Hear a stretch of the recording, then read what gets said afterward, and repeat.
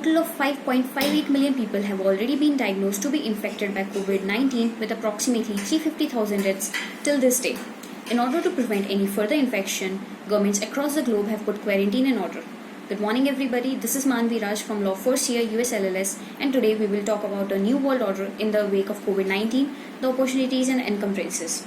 According to a recent report of International Monetary Fund, the global economy is subjected to decrease by 3% in 2020, which is far much worse than that during the 2008-9 financial crisis. Over 180 countries will experience negative per capita income, with the only exception of China, which will increase by 1.2%. In order to counter the negatives of quarantine, several countries are adopting the policy of nationalization, as is done by UK, France and Spain. This will prove to be a negative reverse to the laissez-faire policy. There may be two outcomes of this particular policy. One, in the form of state capitalism, which will increase opportunities in the market, while the other in the form of state socialism, which will value human life over market. The outcome depends totally on the uprolling of this pandemic.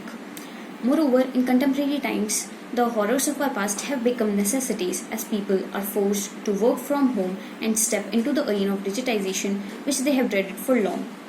According to United Nations, approximately 770 million learners were affected by school and university closures, and in order to counter the damage, government started online learning. From education to banks to business, everything has been shifted to digital platforms. But are we really ready for this digital change? Honestly, no. According to a 2018 report of UNESCO, approximately 56% of the adults are digitally illiterate.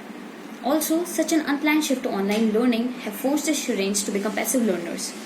Analysts from all over the world believe that the technologies that are being used in current times will continue to remain in action long after the period is over. Another breakthrough can be seen in the artificial intelligence sector, as such challenging times have reflected on the importance of artificial intelligence, which will lead to employment and unemployment in the coming times, depending upon the level of digital learning.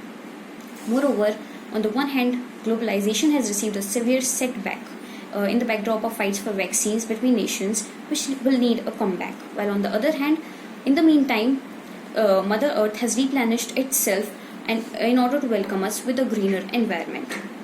Additionally, there are certain sectors which are taking a heavy toll in these quarantine times, and post-pandemic will have to reduce its workforce in order to stay in business, as is done by Uber in its current move.